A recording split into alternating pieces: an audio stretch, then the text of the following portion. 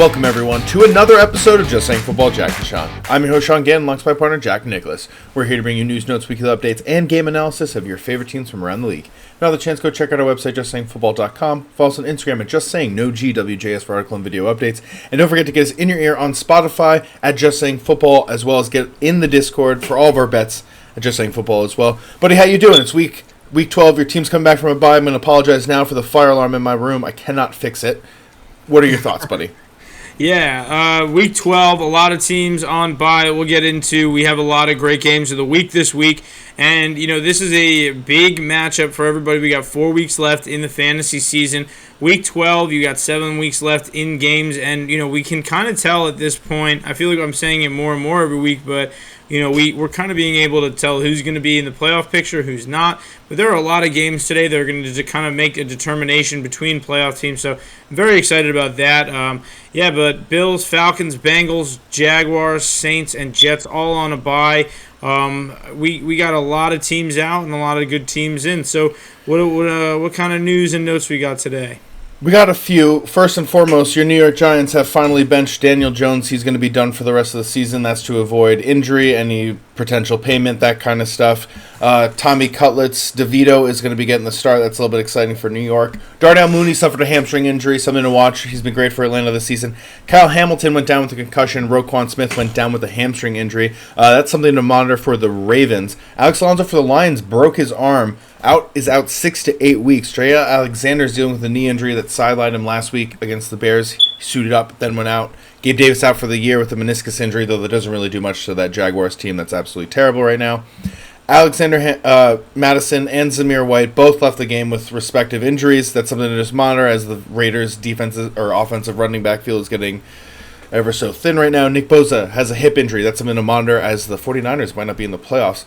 Tajay Spears left the game with a concussion, and Ladarius Sneed will miss next week already, according to Brian Callahan. Jaden Daniels is still dealing with a rib injury, so that's just something to monitor in their game against the Cowboys.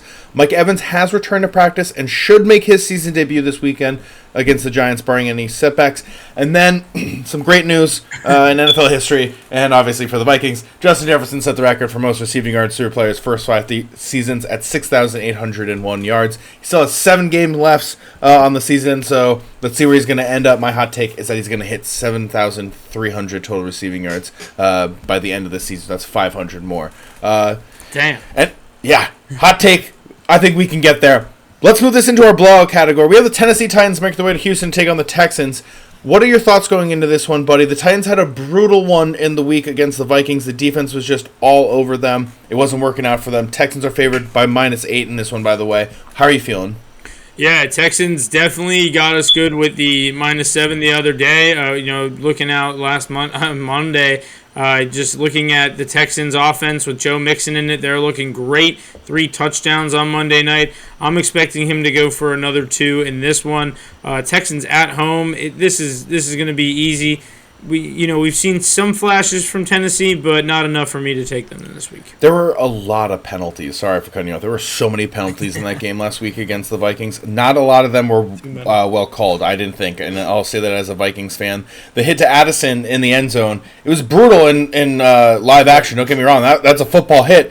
But that was clean. That was as clean as it can get. That was a bad call. They obviously had a few touchdown to Calvin Ridley that got called back. Great touchdown to Westbrook. All that being said, the Texans right now are trying to play for this playoff spot, trying to get this win in the division, lock down some home field advantage. They're getting healthy right now with Nico Collins. I like what they're going to be able to do. This defense looked electric against the Cowboys. They weren't letting them do anything. Granted, it was the Cowboys, but still, they were playing great. Danielle Hunter was all over the place. I'm locking in the Texans in this one. This is a no-brainer. I couldn't agree with you more. And they're at home. Moving this along, we got the Detroit Lions making their way to Indianapolis to take on the Colts. Lions are somehow favored in this one by only -6.5 with an over-under here of 49.5. And I feel like you can comfortably take that spread. I think they can win by a touchdown pretty easily.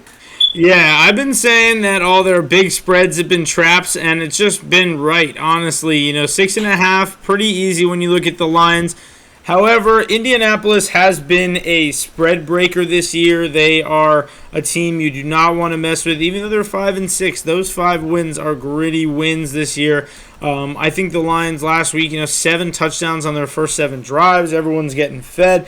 Jahmyr Gibbs and David Montgomery combined for 3 touchdowns in the first half, and then Goff goes ahead and throws himself another 4 touchdowns in the second half. It's the best, best well-oiled machine in football right now, and you got to take everything you can with them. Yeah, I couldn't agree with you more. I think this is easily the best team. They got a great run game. The defense is playing electric despite the injury to Aiden Hutchinson and everybody worrying about that. Everybody got involved last week. This is what this offense can do.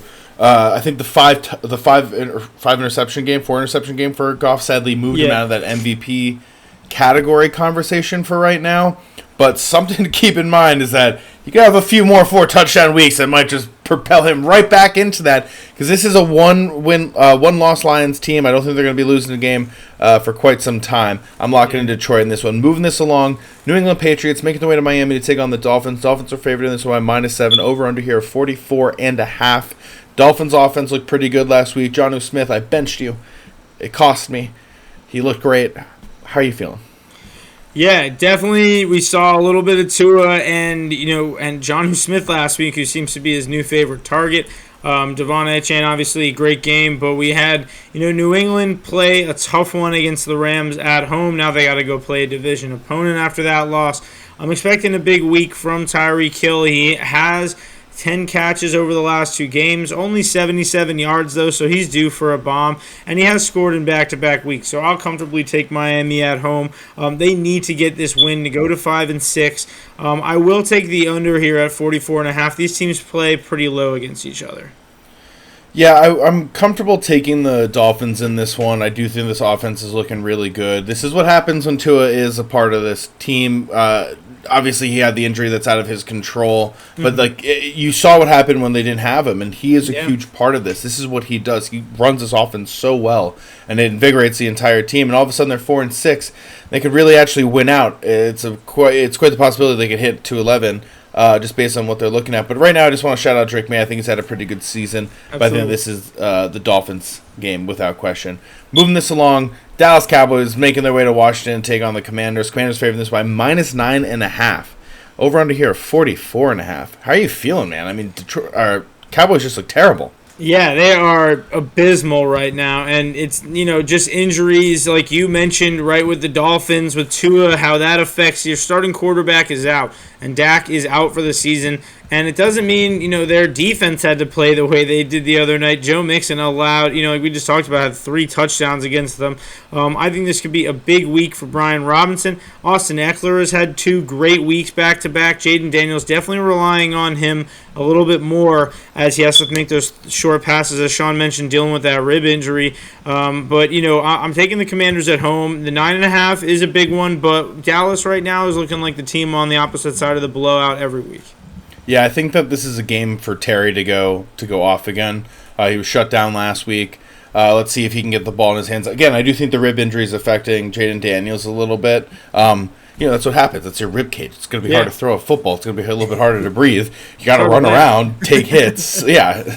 So, but I think that this team has been rallying so well despite the injury. They've been doing everything that they've needed to do despite that. He's only going to get a little bit more healthy as the weeks progress. He will pick up. This Cowboys defense looks just terrible. Their offense looks terrible. I'll take Washington in this all day. I like him absolutely. All right, move this right along. We have the Kansas City Chiefs making their way to Carolina to take on the Panthers. Kansas City's favored this by -11 with an over-under here of 41.5. Chuba Hubbard, the man, the myth, the legend, went off against the Giants, 28 for 153 and 1 before the bye week. Can he do something against this great Chiefs defense that they're just coming off their first loss?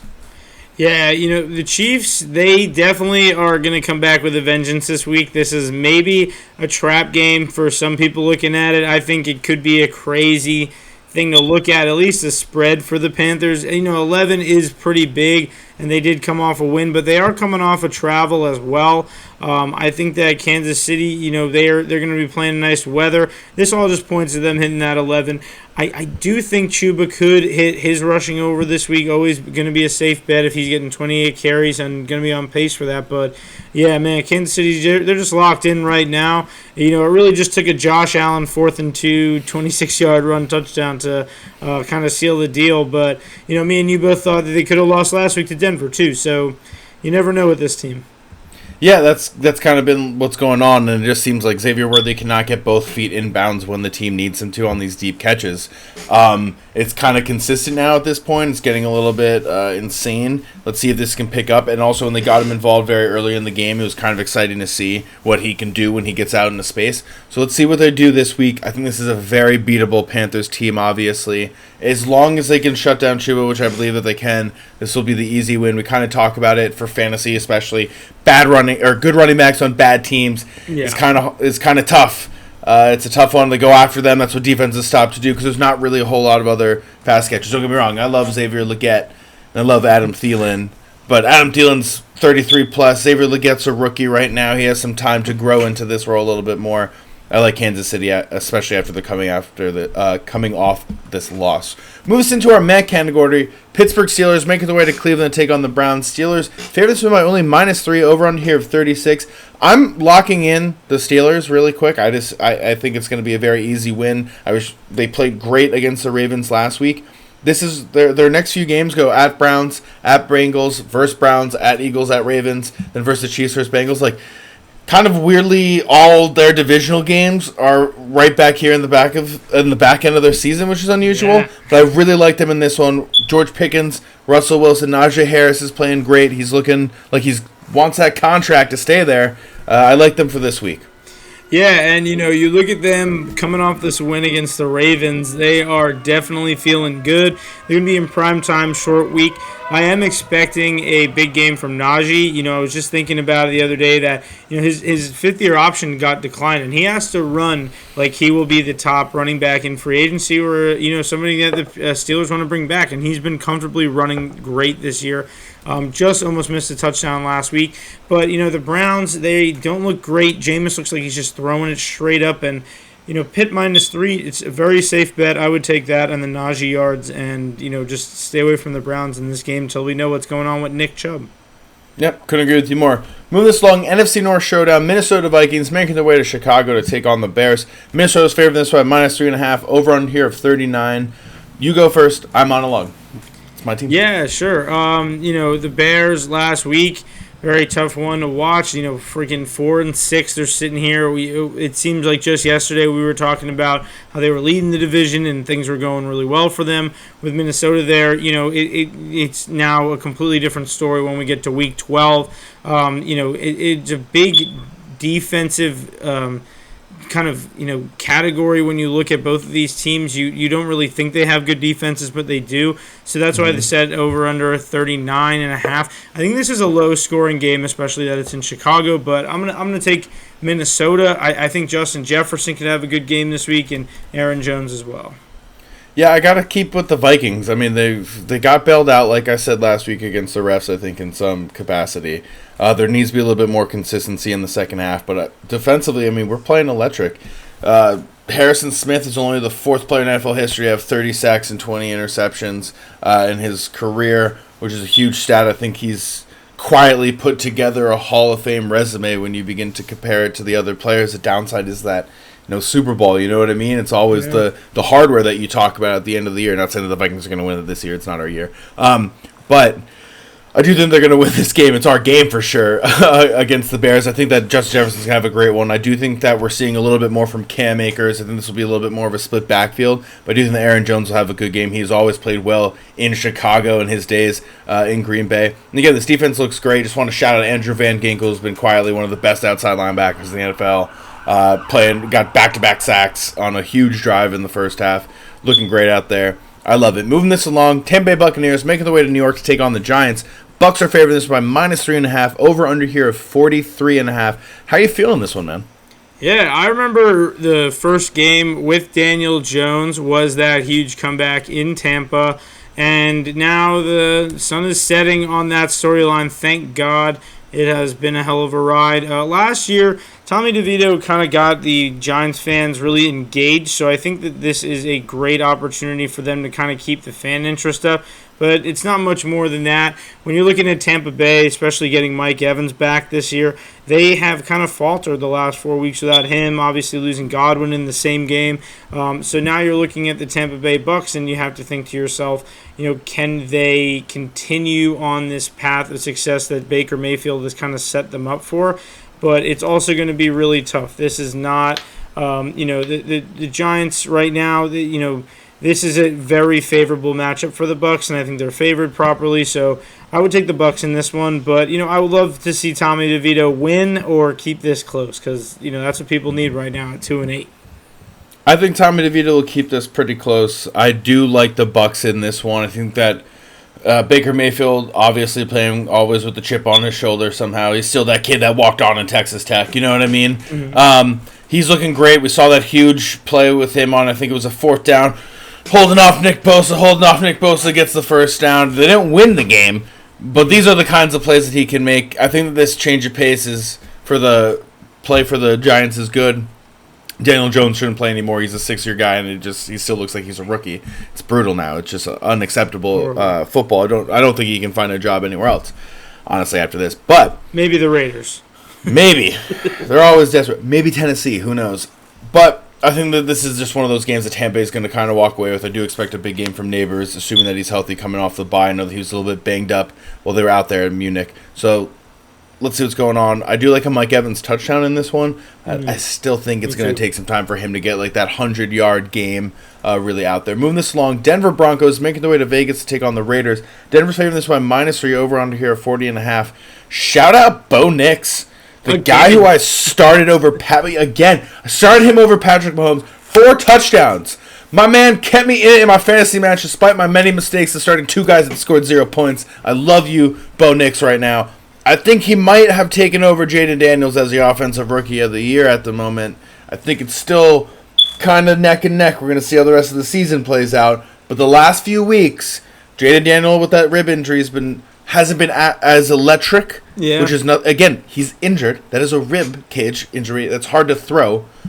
It's understandable. And Bo Nix has a little bit better grasp of this offense. So yeah. And the Raiders are on a 6-game losing streak, so they got no grasp of anything right now. Looking at the fact that Bo Nix, like you said, is just rising up the charts. I believe he's plus 300 right now, while Jaden Daniels is minus 400 to be Offensive Rookie of the Year, but we know how that can change in no time. Right now, like you said, just not much to say. I will say, you like the Mike Evans touchdown. I kind of like a Bo Nix touchdown in this one. I see a blowout potential like we saw last week when he defeated your arch nemesis, Kirk Cousins. So I will take Denver here. I see them -3 on our doc. I know that they're -5.5 on other books too. So this I'm expecting to, kind of be a controllable game for Denver. But I don't think they have the run game to keep like a blowout like they did last week. So I'll take them comfortably at 5.5, nothing more. The bad quarterback play and now the injuries to the running backs and the lack of wide receiver room for the Raiders is something I think everybody should be worried about. Denver has a solid defense. They've had that for a long time. Bo Nix has a better grasp of the offense. I like them for this one. Do want to shout out Brock Bowers, who set the rookie tight end record of 13 catches, went off in the loss. I think he's on pace to break Zach Ertz's record for most receptions. I was going to say everything, if not touchdowns. Yeah. But he got one last week. So shout out Brock Bowers, you're playing electric. All right, games of the week, my man. NFC West Showdown. San Francisco 49ers making the... Not NFC West Showdown. Got ahead of myself. San Francisco 49ers making their way to Green Bay to take on the Packers. 49ers are favored this by -1.5. Over under here of 47.5. What are your thoughts? I mean, it's not great for the 49ers this season. No, man. 5-5, definitely the Super Bowl hangover season. And we saw the huge difference it made. You mentioned in the pre-show that when Nick Bosa was injured with his hip, I will say that is a big injury to monitor. It was a huge effect on the game. Geno Smith was able to run all over them, which he isn't really even a runner. He just ran all over them. I think that Jordan Love, with his scrambling ability to keep things alive, he'll have a good chance, especially if Bosa's out. I'm loving what Josh Jacobs is doing, but when I'm looking at this running back matchup on who's going to have to control it, Green Bay is 7-3. It's going to be hard for me to bet against them, but the 49ers are going to be favored here on the road for a reason because they got to go 6-5. I will take the 49ers in this one, and I think that there is a George Kittle touchdown in this one if he is playing. If not, I'm taking McCaffrey 2 touchdowns. I like that. I'm going to go with the Packers in this one. Looking like did some little bit of quick research. Looks like Kittle is going to return for this game, which is a huge boost for this offense. Nick Bosa, not a no-go, but it seems like Kyle Shanahan loves to do this when players are injured and we've seen it happen before with Jordan Addison. God, yeah. Or not Jordan Addison, Jordan Mason earlier this season. So he has a tendency to wait. So I don't know how to really read on this. I'm going with the assumption Nick Bosa is not playing in this one. I'll take the Packers. Jordan Love has to step up after that game last week. Got bailed out by the special teams. They need to kind of get this offense going a little bit more. Christian Watson had an electric game, 150 yards. Josh Jacobs scored a rushing touchdown. Was Aston Taylor Johnson. They hit him. I loved that. That was pretty sick to see when they posted that. But I like the Packers this one. They have a good defense. Xavier McKinney got the little juke move on him. He was pissed. You saw that Microsoft service get flipped. I think this is a good bounce-back game. They get the home crowd. I do believe also that the 49ers are not the same team that they were last year and are a little bit more beatable, despite the great record that they have against Green Bay historically. Keeping this moving along into the NFC West showdown that I was so excited to get to just a second ago because I misread the doc. Arizona Cardinals making their way to Seattle to take on the Seahawks. Seattle's here this by -1.5, over-under here of 48.5. Geno Smith hitting the night-night celebration that Steph Curry hits after scoring that rushing touchdown to win the game. Cardinals, though, in the lead on this division. What are your thoughts going into this one? Yeah, I think that they gotta hold it here with the 6-4. But Seattle, they're at home. They've been playing so well at home, and they just beat the Niners last week when nobody really thought that they could. Huge comeback, like we mentioned, from Geno Smith. They're 1.5. So as we always say, nobody has any idea what that means. So I think the Cardinals on the road are a good live bet. But I'm going to take Seattle for this pick. I think they got to get Kenneth Walker going. And, shout out to Jackson Smith-Njigba. 11 targets last week. He had 10 catches, 110 yards right on the dot. Beautiful game from the Seahawks last week to beat the Niners. Yep, they looked electric. They got the home field advantage this week. All that looks great. I'm going to go with Arizona. The Cardinals have just been playing a pretty good season. They have the lead in this division. I do think that Kyler has a great grasp of this offense right now. This defense is playing pretty solid. I'd love to see what they can do the rest of the season. I just like them in this one. I'm kind of curious. Also want to defer from you a little bit. All right, Sunday Night Football matchup. Philadelphia Eagles making their way to LA to take on the Rams. Philadelphia's hitting this by -2.5. Over-under here of 47.5. What are your thoughts going into this one? Rams had a huge one last week. It seems like the Kupp-Nakua combo is once again the most dangerous combo in the league. Yeah, it's looking like it. And if anybody is expecting it to change anytime soon, they've already all had their bad games. They've already had their injuries. The Rams are getting primed right now, and they are 5-5. They are playing this Eagles team that can be shaky a little bit here and there. They have to stop the run with their 2 huge rookie FSU D tackles, and it's just time for the Rams to make this run. If they're going to do it, it's going to be in prime time. It's going to be at home, and I think that, like you said, Cooper Kupp got me the touchdown in the bet last week that Debo ruined, and I think that that's a safe bet, like you said, the most dangerous wide receiver deal, and you got Kyron Williams back there. This is exactly what McVay pictured, and the Eagles got to travel all the way to the West Coast.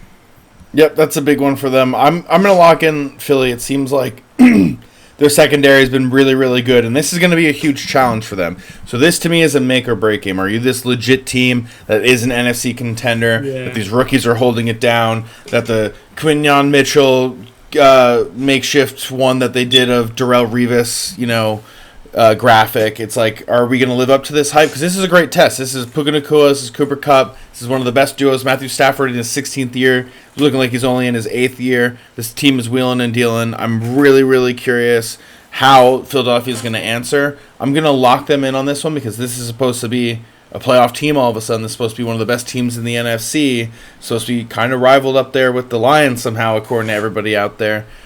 Make or break game. I'm going to say that they make it, but let's actually see because they have a really, really tough matchup. And I do expect a better game from Williams after last week. Yeah. Moving this along, Monday Night Football matchup, Baltimore Ravens making their way to LA to take on the Chargers. Ravens are favoring this by -3.5, over under here of 47.5.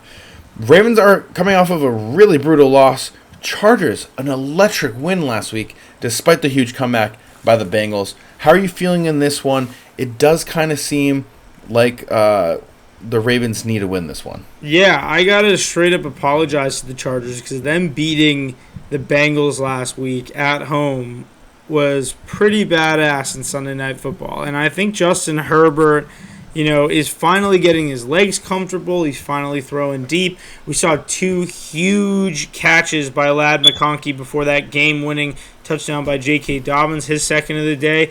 And I'm kind of loving what they're doing. I feel like I have, I picked Baltimore for the Super Bowl. I've been picking them every week. I'm going to pick the Chargers this week as dogs in prime time. Again, kind of what the deal is with the Eagles. The kind of the travel there is a big factor for me, and it has been this year. And I think that, this is going to be a high-scoring game. The 47.5 is going to get broken for sure. This is a Harbaugh brother battle. And, give me the Chargers at home. Give me Jim against John. I like the Jim versus John. And you know who won the Super Bowl the last time they faced off? John. I forgot for a second. I was like, wait, Jim, John, it both kind of confused me. I was like, the Ravens shoot. coach, John, who has that guy beat the 49ers coach. Do want to shout out Derrick Henry, carrying my fantasy team right now. Also has scored a rushing touchdown in every single game this year. I hope nobody thought that he was just done because he's clearly not done. But I have to go with Baltimore in this one. Lamar Jackson's played at an MVP level. Every single one of the Steelers games are always just within one score. They always seem to be very close. That's how those games are. If you're one of the best teams in the AFC, like I've kind of been saying, you got to win a game against the Chargers. Chargers are a great team. You cannot sleep on them whatsoever. They can beat you any given week. They have a great defense. Didn't show up until late in the second half and most of the first half, but they do show up when you need them the most. That's what matters. I'm excited to see this game a lot. I think this is a great Monday Night Football matchup.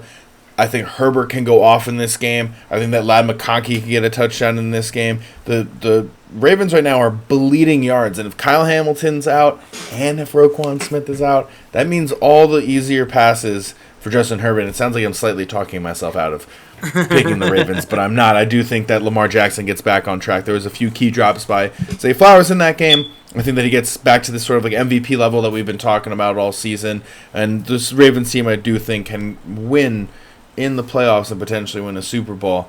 But if you lose this game, I think that all of a sudden that perspective will drastically change just in terms of how they can continue this, right?